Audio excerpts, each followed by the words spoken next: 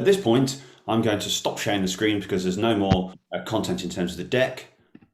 That should drop everybody's cameras nice and big. So Liz and John, thank you very much. So just if I can allow everybody to introduce themselves. Jeff, I'm going to start with you. If you could just give a brief introduction, please. Yeah, good morning. My name is Jeff Robertson. I'm the CEO at MediaZest. We provide audiovisual solutions for retailers across the globe. Thanks, Jeff. And Jenny, I'll go to you next. Hi, my name's Jenny Hillier. I'm Managing Director at Briggs Hillier, and we're a global retail design agency. Thanks, Jenny. And Stuart, please. Hi, I'm Stuart Brazier, Creative Innovation Director at Big Group. We're a full service agency, again, with a global reach. Thanks, Stuart. Liz, please. Hi, I'm Liz Ward. I'm Head of Sales and Marketing at Sigma, and we work with retailers to make changes to their retail environments. Great stuff. And John, finally, I'll allow you to introduce yourself, then I'll hand over. We've actually got a few preset topics and areas to kick ourselves off. So as we talk through those, please feel free in the audience to raise Q&A through the portal. Otherwise, we're going to leave it to these guys to take you through some of the trends and some of the things that they're seeing happening out there in the retail space. So John, over to you. Yeah, morning. Hi, just for the sake of the record, I'm a journalist and consultant, and I write about design. That's it, really. Would you like me to kick off then, Phil? Go for it, please, John. Yes. Okay, guys, good morning. Morning. Nice to see you all. And I think the easiest way to ease our way into this is just to talk. We've had a torrid 18 months, and nobody sitting in your various rooms or amongst the audience would suggest that it's been easy. But one of the things that rather sort of springs to mind is, what is the role of retail now that we appear? Until yesterday night, when Boris managed to queer our pitch fairly successfully. What is the role of retail post-COVID? And I use the word post-COVID. I'm not sure there will be a post-COVID. I think there'll be a live with COVID and put up with it. Let's kick off with Jenny. What's your view? Well, how long have you got, John? About 2 minutes, Jenny, to be very frank. Okay, I'll talk as fast as I can. I absolutely love answering this question, and I'm feeling, despite Boris's announcement, I'm feeling quite positive at the moment, because I think retail design has always been an incredibly exciting sector to work in, because it's always changing. And as we would have heard a lot of people say, COVID has escalated the changes that were already happening in retail. And I think the key thing about physical retail now is that there's no one solution. There's no crystal ball that any brand or retailer can follow in terms of what's right for them. It's all about really defining the purpose and objectives of what they want to achieve. And we believe that is genuinely really different depending on what brand or retailer you are and what your needs are. And I think that's where, you know, as retail design agencies, that gives us so much to go at in terms of a strategic approach. And it just makes the research and strategy stages of projects so much more important than they ever were. I mean, they've always been important, but it's even more critical now. Mm-hmm. So I think that's the key difference for us, in that there's no one crystal ball that you can say, this is the new role of physical retail. It's really about defining your purpose and objectives and using Briggs Hillier to help you achieve that. Oh, funny you should say that. Stuart, do you think things actually have changed? I think what's changed... Jenny. Oh. I said Stuart. Sorry, Stuart. To be totally clear, I'm just a bit too eager. You are very eager. I will come back to you. Stuart. Thank you.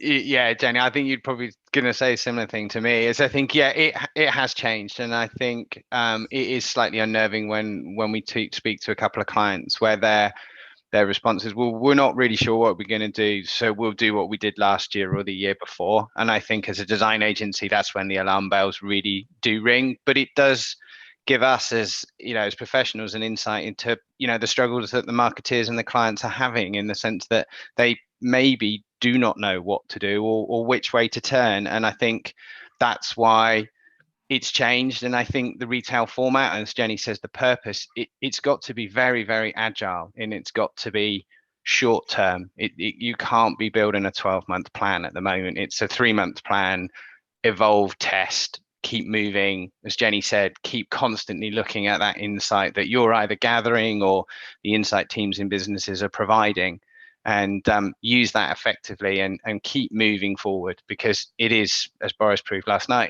it's changing on a daily basis. Okay.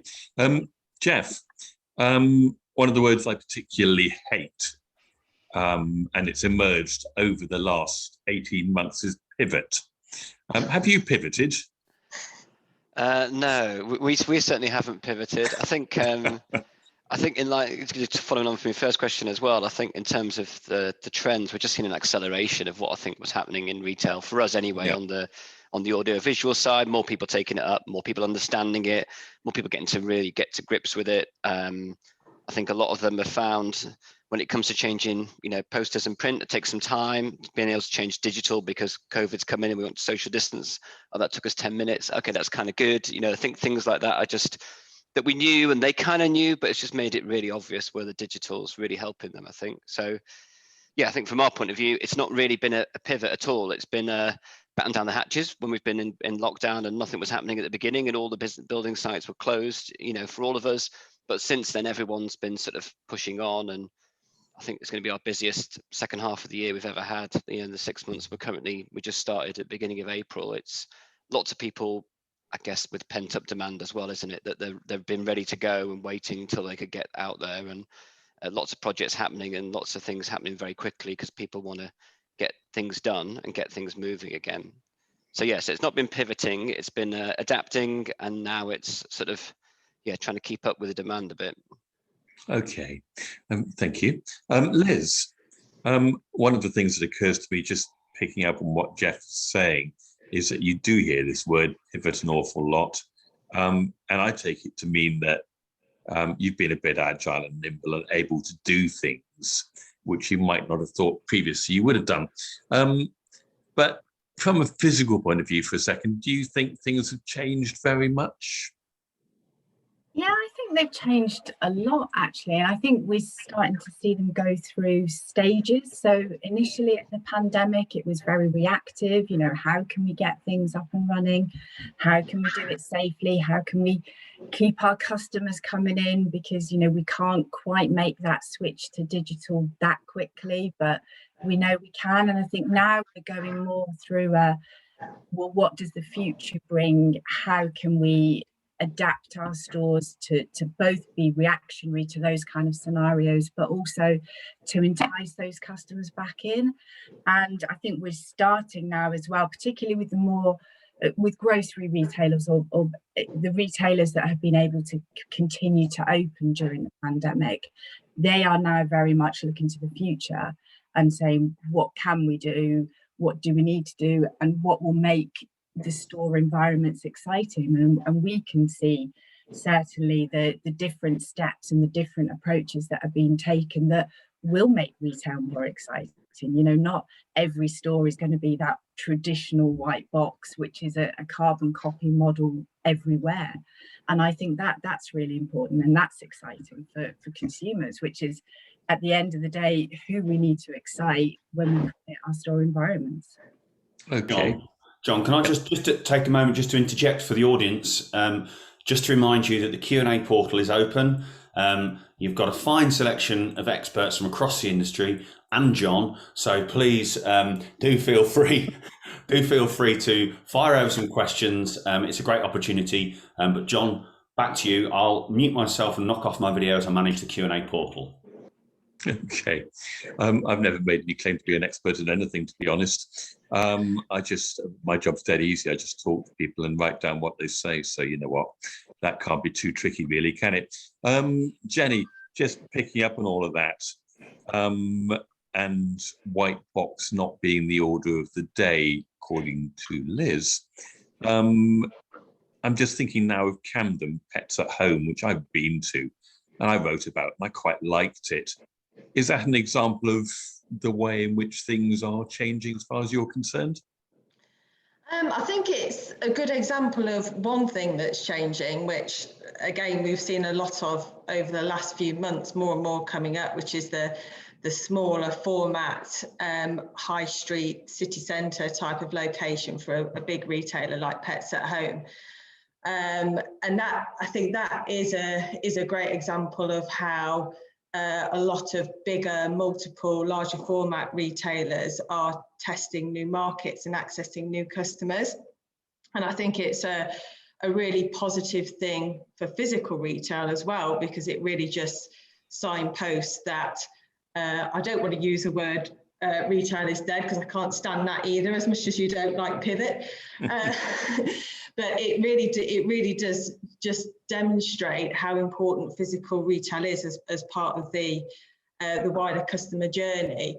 And with the big box retailers going for that smaller format, it's multi-purpose really, both from an omni-channel perspective and also for accessibility.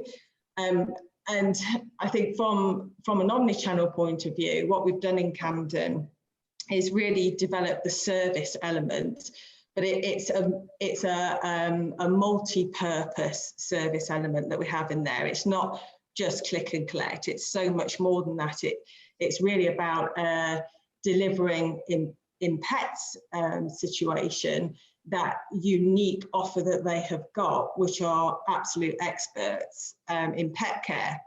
And it provides a real platform for them to be able to do that, and really gives a point of difference in physical retail. And one of those point of difference is offering expert advice, which, yes, you can get that online, but equally there's nothing like talking to a human being when you're in distress because your cat's got fleas or whatever your issue is. And you know, genuinely that does cause distress, you know, in a lot of people. So that the best way to manage that is face to face.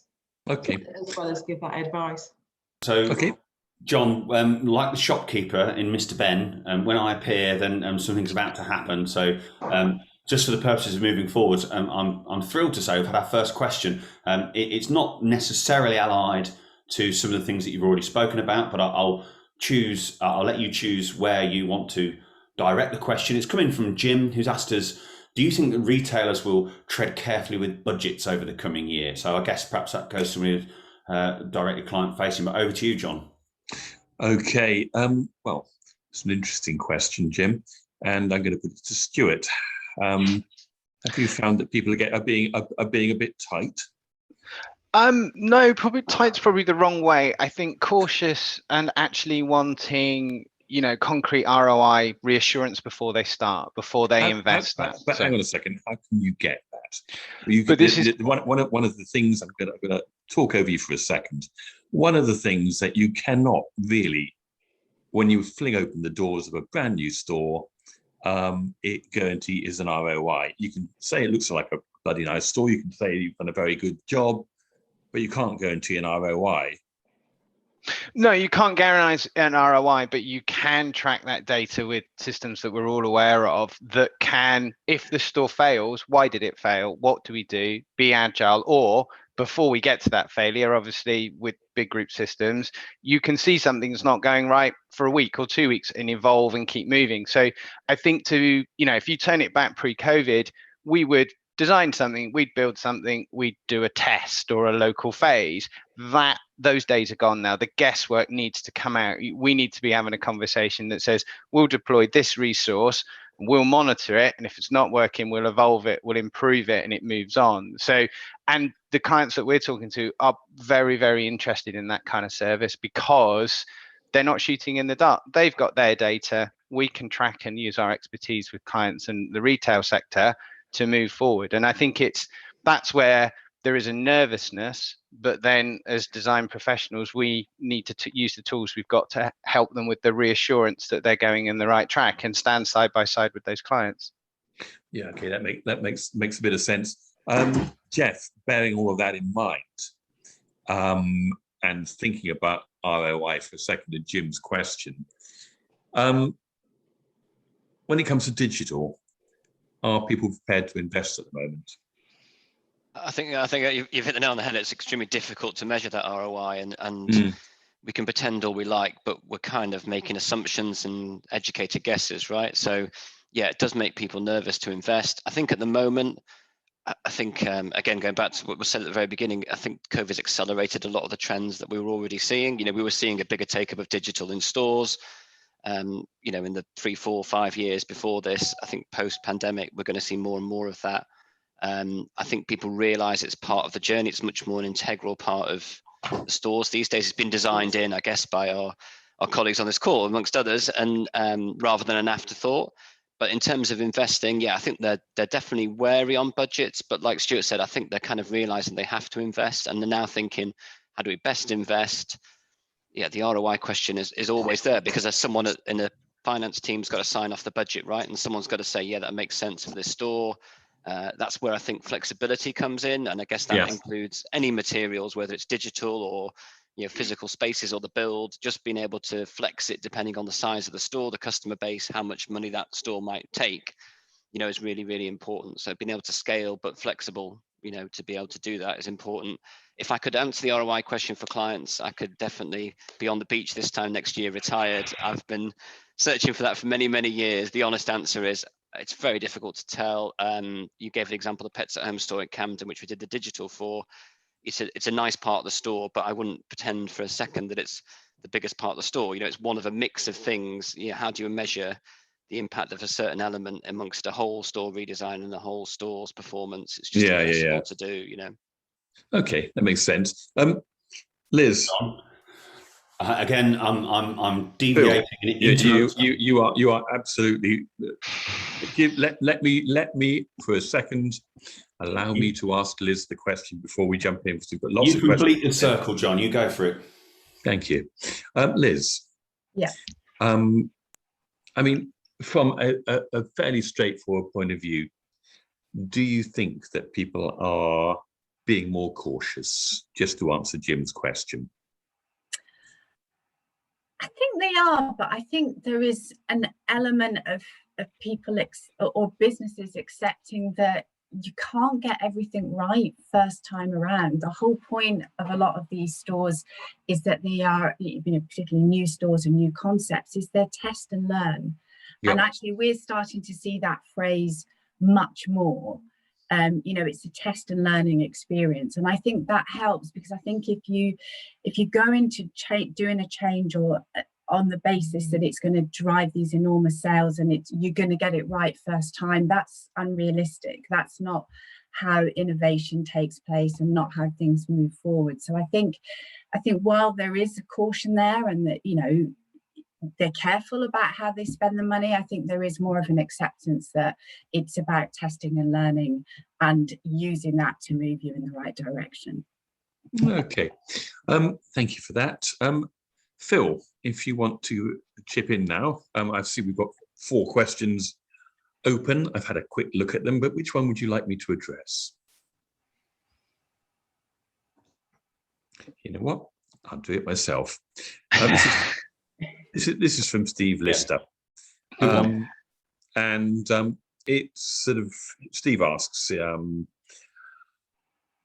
is local artisan stores, or are local artisan stores linked to location the new retail trend?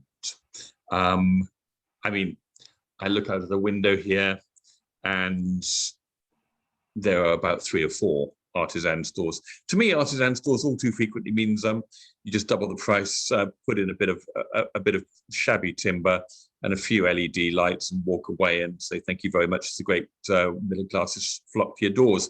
Is that the case, Jenny? Is it a new question instead? I prefer that one because I'm going to stick my neck out and say, well, I think you can deliver ROI if you, certainly for the sorts of work that we do, going through the right strategic process. But I mean, I tend to agree with you a little bit, John, on the artisan stores. It's not really where our focus and our expertise lies. I think they're a great addition to the high street, and I like going to them and spending twice the price that I should be paying for something. Who doesn't? Exactly, but when it comes to creating retail design that works on a larger scale, it's it doesn't really come into our remit. Okay, let me stop you in that case and move to Stuart. Are you an Artisan fan, and do you shop local? Yeah, it does. I mean, you could say we pivoted, you love that word, but into, we all know from the stats that lots and lots of people, I think Google was promoting something like 42% of people moved sideways to try a different brand because it was available locally. So for me, that's the local part of Steve's question is quite interesting for large brands. I mean, we've seen it just recently with Homebase opening up decorating centres back on the high street. And I think that local side, as we've just talked about before, goes hand in hand as well with the staff expertise. You want to talk to someone that knows about your cat. So in a bygone era, you'd have gone to your local pet shop and asked Fred, who you probably went to school with, what's the right cat to buy. So I think you're almost sort of seeing a return to that trusted expert that's actually coming from your local community. In an artisan sense, that's a different kind of retail sector. I'm interested in seeing how the bigger brands look at this and say, actually, with a high street with some available rental stores and shop fronts, what can we do with these low cost potential empty stores to promote our bigger brand, drive that community thereafter? I think that's a really interesting area for some big brands and retail design to explore. Okay, Jeff, do you think there's a place for digital in local or in artisanal, I shall say? Is there any kind of place for it? Because whenever I walk into one of these places, they've got handheld easy payment things that you just tap your card on, and that's about as far as it goes. But is there a place for some form of digital experience at the local level, or do we just have to forget that? I think so, but it's probably more limited, isn't it? I think where digital works well is some of the white box retail, some of the bigger stores, some of the brands. It's getting consistency across the brand. We do Ted Baker globally, and our big remit there is making sure all the stores across the world have got the right campaigns and the right images.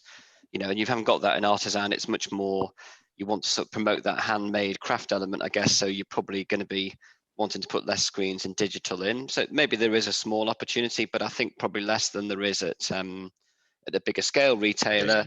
I do think, just to Stuart's point, I think the high street and the localization is really interesting. So I've definitely been shopping more local during the pandemic, and I live in North London. And there's in one of those terrible middle class areas that you mentioned, John, where there's definitely lots of artisan shops where I'm paying £5 for a loaf of bread, which is outrageous. Very nice bread, but it'll be sourdough. It'll be sourdough, yeah, probably with some seeds. But yeah, definitely, where I live is near Muswell Hill, and that's been enormously busier, the high street there, since the pandemic than it was before. And going into London for meetings and stuff, which I've done today, that's a lot quieter. So I think it's a really interesting point. Will some of the bigger brands be looked to those sort of high streets that they might have left because the volume of traffic wasn't there, if it's coming back, and maybe look to to see like an outpost or a small format store? I think that's a really interesting question that we'll see over the next 12 to 18 months. Yeah, thanks. Liz, just bearing all of that in mind, do you think that it's reasonable to suppose that a big brand that operates with large footprint stores can realistically be a local player? Yeah, I think they can, and I think we're starting to see that, as everybody else has mentioned, where they're looking at the formats, where they should be, what their offer should be.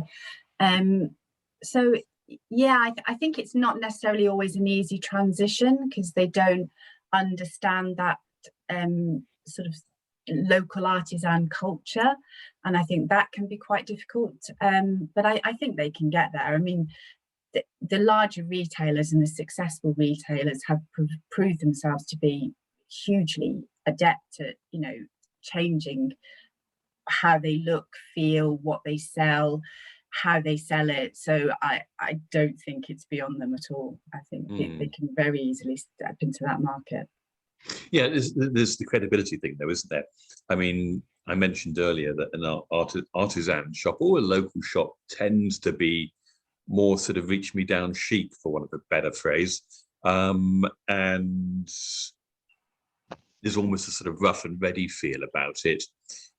Is that the sort of thing which you can realistically do if you happen to be a big brand? There are some examples, by the way, but do you think that can be done? As long as you're authentic, I think that's the thing. If you just try and purport to be something you're not, a lot of it is actually about the staff and the people, and that's the big difference. I think that's what comes across in an artisan business. It's often their own business, and therefore it's in their interest to really get to know their customers. And I think if you're a big retailer trying to emulate that, you know, your staff have to really be passionate about your brand and your store. Yeah. So it has to be authentic. Okay, fine. Jenny, you look like a sort of sourdough sort of person. And you probably pay £5 for a loaf. Actually, where you live, it's probably slightly cheaper. You might get away with £4.50, I suppose, rather than What are you saying, John? Just because I don't live in London. Listen. I have moved from Islington to Frome. It still costs me £4.50 to buy a wretched sourdough loaf. Yeah, I can imagine. To your point, Jeff, I mean, £5. Yeah, that's the going rate. Anyway, Jenny, is it, as we look forward, is it realistic to suppose that you can find acceptance on a smaller footprint and you can get everything? Or is it a question of, how can I put this? You have a big store, you want to have everything available at a local level.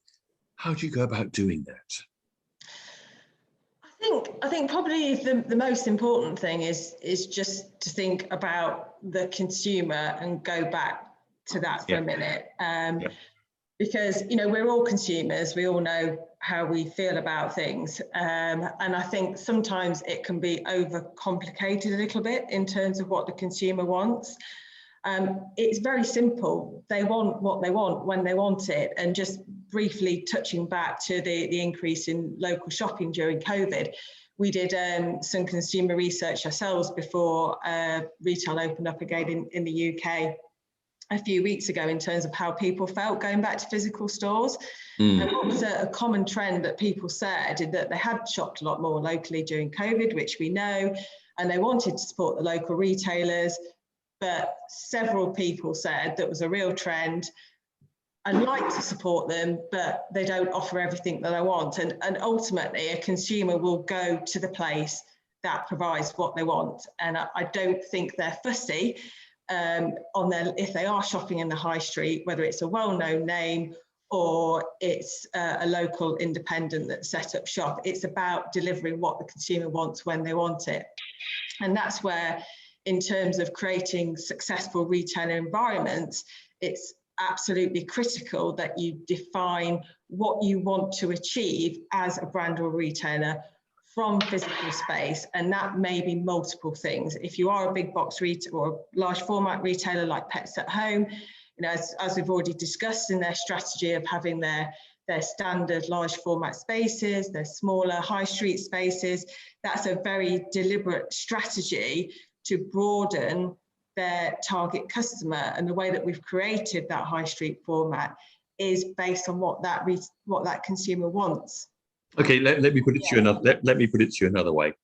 IKEA in Hong Kong and in Toulouse have opened stores. They've opened a mini store in Hong Kong. It's about, I don't know, 50 square meters, and they opened an information point in Toulouse last week where you just go in. You can't actually buy anything, but it's like a spat to catch a mackerel. You go in there, you get the idea of what you might want, and then you head off out of town to the big giant shop out there.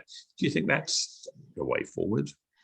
Well, I think in terms of IKEA in Hong Kong, it's a good idea, because when I lived in Hong Kong, I couldn't fit any furniture in my flat anyway. You know, I'd be lucky to get a knife and fork. But I think again, I mean, IKEA have some great strategies in terms of how they create that extended reach to their consumer base, and I think it does work. I think if it's done in the right way, and you know, we've seen IKEA for a few years now trialing different things and different formats, and the benefit that they've got is that they have, everyone loves IKEA. Well, maybe not you, John, because of the, yeah. if you go, really not clear what you're saying. You'd want to pay double the price of furniture than you're paying IKEA. But yeah, I think it's always about doing it in the right way. Lots of different things could work. It's just about focusing on the consumer. Okay, Jeff, just bearing all of that in mind, what place smart screens in stores? Because if you can't get what you want, at least you can have a smart screen in there, can't you? Yeah, I think there's definitely an element of that, where particularly smaller format, where the extended range, being able to interact with it, being able to pick what you want and then go and find it or get it sent to you. I think that definitely is going to start. Well, we are already seeing an increase in that, to be honest with you. People going, well, can we take the best bits of what worked the last 12 months and sort of click and collect and the online, but bring that into store and combine that. And that, as I said earlier, that's one of the trends that was happening before anyway. It's just accelerated massively because people have, obviously the last 12 months has made everyone focus a lot on how that online offering works in conjunction with their stores. So yes, I think the smart screens element of it, I think that one of the trends that we're seeing is they will get smarter as well. I think the days of let's just bang a screen on the wall and have we got a TV ad from somewhere we can put on, thank God, are behind us, and people are designing it more in. They're thinking about what messages they're trying to get across. They're thinking about the communication. I saw in the question it was talking about, can they adapt to what customers there, and I think there's definitely an element of that, but there's also there are some challenges with that, not just around data privacy. I mean, I think if you use the system sensibly and honorably, then you can get around that. But there is a question: if I walk in, are you going to put male 50-year-old man content on, and what is that, and versus if I walked in with the family, how does that content change? So I think there are different things you can do with the smart screens, interact with them, have people drive the content themselves. We do things, and I've seen this in several places where we have, remote control on the screen from your phone or sending stuff to your phone. There's a lot of that going on, as you can imagine. So yeah, there are certain elements that will work, and I think certain elements that won't. And yeah, some of that will be testing, like Stuart said earlier. Some of that we'll find out over the coming months as we try these things. Okay, Stuart, picking up on that, are you being asked to put a lot more digital stuff into stores when you are creating new environments? I mean, if you are looking at smaller footprint stores, one way round is having the infinite aisle or whatever one wants to call it. Are you being asked to put more digital hardware in stores? Yeah, we've just deployed during lockdown. We deployed gesture control for Samsung in Oxford Street to get rid of that contactless piece, and from that piece of work, that then opened up. We have a dedicated team for this at Big that explores interaction purposes. But I think going back onto the point there of the infinite aisle, we're talking about the role of retail. If online does something better than physical, don't try and make physical compete. Stick to what physical's very, very good at. So if we're talking about local or smaller format stores, then put in it what customers want where, and also from a local side, what you're looking for, your demographic in Frome is very different to where Jeff is hanging out. So what's in the window, what's being displayed on those, I'm just down the road from you, so I definitely know it's different. All right. In the sense that, yeah, and also from that point is kind of, how can you use that digital to improve that experience? Is it a reactive window? In a major city, you will hopefully have commuters again. Maybe they're very much different to what they're browsing and looking at on a weekend. So at the moment, we put a window display up and it's one size fits all. Can we use technology like Jeff's got to basically change that as it goes through the day? Just as we would online, we change the banners and what we're doing, the AI is working. So what can we pull from online to put into physical, I think is a good way of using that digital. But yeah, we're very much focused on put in the store what people need to see in a store, not what they can buy online. If you need to try a pair of shoes on to check fit, perfect, do it. If you need a matching t-shirt, well, maybe you just buy that one online. So yeah. Okay. And Liz, bearing all of this in mind, when it comes to rollout, does digital make things easier or more difficult when you're taking a format and putting it out there and doing something at scale. Does digital make things more straightforward?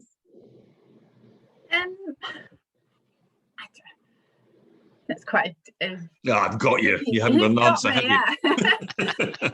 Well, I suppose I'm kind of looking at it from the point of view, we've got a mechanical and electrical team in-house, and they would go, actually, it makes no difference for us. We've got the team, we can deliver that. So I guess from a retailer's point of view, there becomes a little bit more consideration around perhaps the costs of putting digital into different retail scenarios. But I think the benefits far outweigh what the costs are. I think, you know, one of the points we touched on earlier, how do you demonstrate that ROI until you've actually put it in, can be a little bit tricky. But I think it's no different. It's creating, the important thing is to create the environment that the consumer is looking for and that the consumer is going to interact with.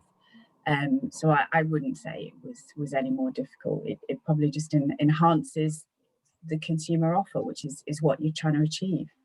Okay, we're going to move swiftly and almost seamlessly onto the matter of staff, because it links in with digital. And one of the things that you keep hearing, if you read anything, is that digital means the death of in-store staff. And certainly there are lots of examples ranging from Hudson News through to Amazon Go of fewer staff in a store. Do we think this is a good thing? And do we think that long-term staff have a place in retail, Jeff? Well, I'm not really sure any of the digital we're putting in is replacing a person. I tend to agree with you. I really don't think. To sort of talk a little bit, it's slightly adjunctive, but in automotive retail, for example, we do lots of things like something they're called silent salesmen, which is probably a terrible name given what they do, but screens by the side of the car to tell the customer. And actually, the better salesmen, I think, use that. Use that to have the hard conversation with the customer, with the person who's buying the car when they want to upsell and add things on. And actually, then they can use the digital to let them self-browse, make their own decisions, and then go over and then just be the person who helps guide them through it. Yeah, that is a good idea. Yeah, that does work. On that, I would say you should look at this instead. You're not sure. That's worthy advice. I think if anything, it just means that the people in store, again, they become people want to engage with. They have to do more than just be around to deal with problems. They're actually engaging, promoting the brand, giving their knowledge. Touching on some things that Jenny said earlier. I think it just makes them more important. And actually, interestingly, on some of the stuff we've done, again, this is automotive, but the Rockar proposition that we did in Blue Water and Stratford, we've just done it in Milan for Porsche.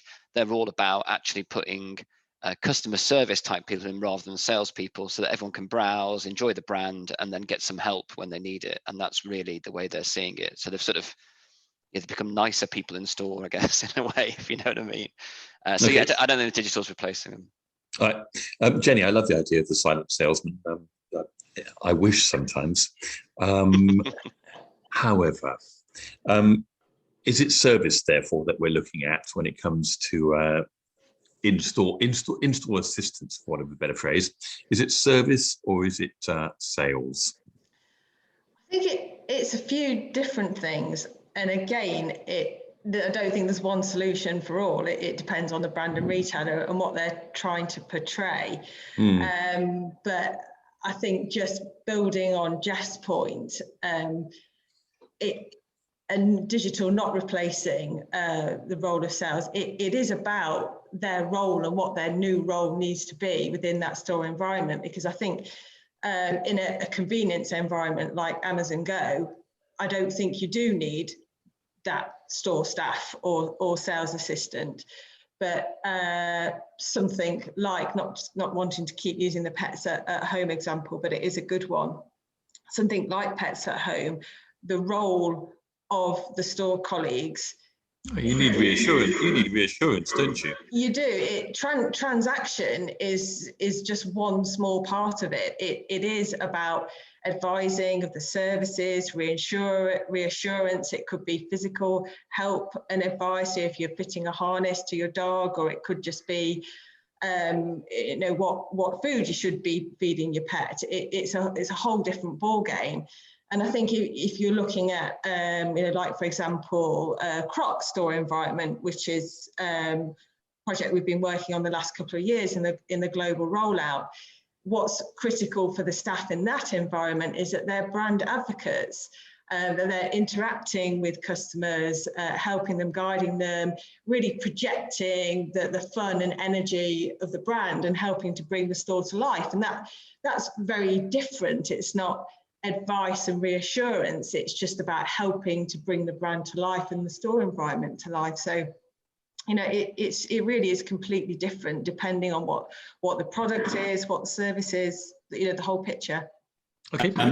John, I hate to interject because we are going so well and there's been some fantastic conversation, but the scheduled time for the session was to run 10:45.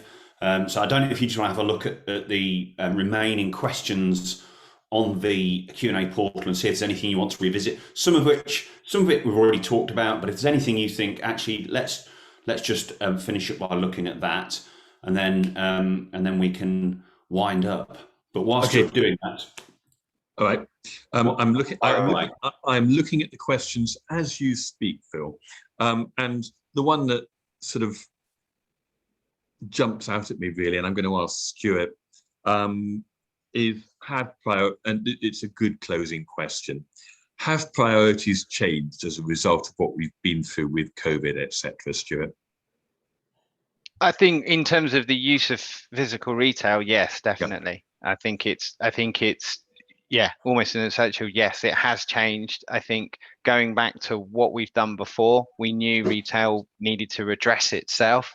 It's accelerated, so therefore, moving forward, short and long term, things have to change. And as Jenny sort of said a number of times, the strategy and insight that leads that next step is very important. And I think taking small steps to reassure brand and marketeers that they're doing the right things and being agile will allow a change, but not a giant leap. I think this is going to be a gradual building path forward for physical retail.